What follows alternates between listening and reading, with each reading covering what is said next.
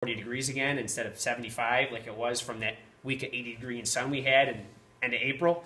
So sometimes that throws a monkey wrench into the works.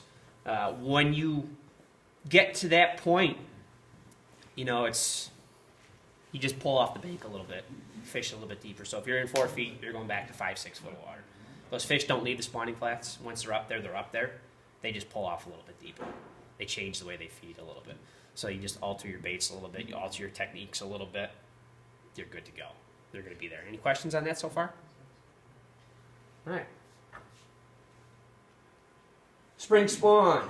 When that water temperature is stable. The bass will lay eggs in ideal conditions. Their eggs will hatch within 3 to 4 days to fry. When you are bed fishing, you're not actually targeting the females. Those are males guarding the beds. All right, so the big females most of the time will come up at night to spawn, early in the morning, late in the afternoon. They're not really a direct midday sunlight up there, I'm doing my thing. They're big for a reason, so they hide. They stay out of the limelight. They stay out of direct observation from other creatures, other fish, other animals. So when you're targeting bed fish, you're fishing males. So if you're fishing a bed and there's a 3-pound bass on there, that female is probably 6 to 7 pounds.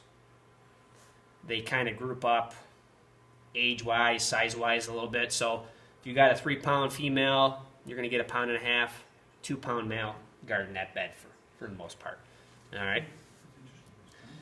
At that point, you're in that beginning stages of the transition period. Like I said before, the spawn can be the north end, the mid-lake, south end, and probably a 2 to 3 week time frame, depending on the weather conditions. All right, once you get to that spawn, now you're sight fishing. You're fishing the bank primarily, fishing structure, docks, logs, rock piles, whatever you can find. Uptight that will protect the fish, give them security. Bass don't spawn right next to each other like bluegills. I don't know if you've ever seen a big pile of bluegills spawning. They have, looks like potholes everywhere. And you could have 100 of them. They could all be looking at each other. Well, bass like to have a log in between each other, like to have a cinder block in between each other. Bass are kind of territorial. At the same time, they're not afraid to be around each other. They just, when they're spawning, they're not right next to each other. It's kind of a weird thing. Do any of you know what family the bass are associated with? And it's not the bass family? They're sunfish. You got it. That's exactly what they are. And because you answered that question correctly, you get a pack of hooks. Oh, cool. So, I like to reward my observers for, actively participating in the group here. All right. So, once they're spawning, okay, you're spawn. This thing will turn. Now we're in the post-spawn stage. This is when a lot of people struggle to catch fish. This is a rough time of the season for even seasoned bass fishermen. All right, this is when your water temperature is at 68 to 71 degrees. All right. Once the bass are done spawning, they start making their move from the spawning flats to the summer areas, and this is when they start spreading out. This is when they start getting sparse. You might have a group of fish making a move today. You might have a group of fish making a move tomorrow.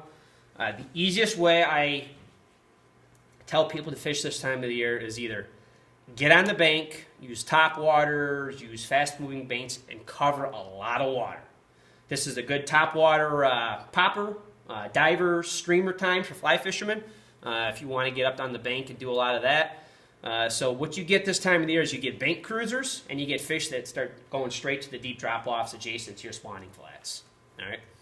So if you're getting bank cruisers, again, top waters, subsurface things, wake baits. If any of you know what a wake bait is, it's basically a crankbait that dives a foot deep or less. You're just making a commotion over their heads. You're basically making them angry. A lot of times that post-spawn bite, you get some fish that are real aggressive. It'll rip the rod out of your hand. And then you get some that'll just come up and kind of kiss the back of the bait and barely get hooked. With the fly fishing, you might have seen a few of them grabbing the tail on things and not actually sucking in the hook and, really making you mad because you can't get them hooked, So it does happen. It's a rough neck of the year. unfortunately, this post spawn can last for a couple of weeks. Canisius Lake, I'll use for instance, is a real bad post spawn fishery. Post spawn is usually end of May through sometimes end of June, depending on our temperatures throughout the year. And Canisius Lake, I'll use for, like I said, for an example. As soon as bass season opens on third Saturday of June in New York State, there's always 2 or 3 tournaments on Canisius Lake in the month of June, as soon as the season opens. And you're going to get your guys that are seasoned pros on the lake. They know what they're doing. They're going to come in with an 18, 20-pound bag, a 5-fish limit, and then there's going to be 3 of them. And then everybody else zeros, doesn't catch anything, catches 2 fish, catches 3 fish, catches 1 6-pound bass and 4, 12 inchers. It's because it's that difficult to fish during the post spawn. And again, easiest way for me to explain people when I have clients during that time of the year is I put on fast-moving baits, I get in the areas where I know they spawned, and I start making my way towards deep water. I start up shallow. If I'm catching them shallow, I stay shallow the whole day. If I'm catching them in that transition period, that 10 to 12 foot depth, which is pretty much right over the top of whatever weed lines are existing at that point in time, that's what I stay in, and I run that all day long. It's kind of got that time of year, you let the fish tell you what they're doing, kind of let them tell you how fast they want the bait, how slow they want the bait. This time of the year, if you're not using a fast-moving bait,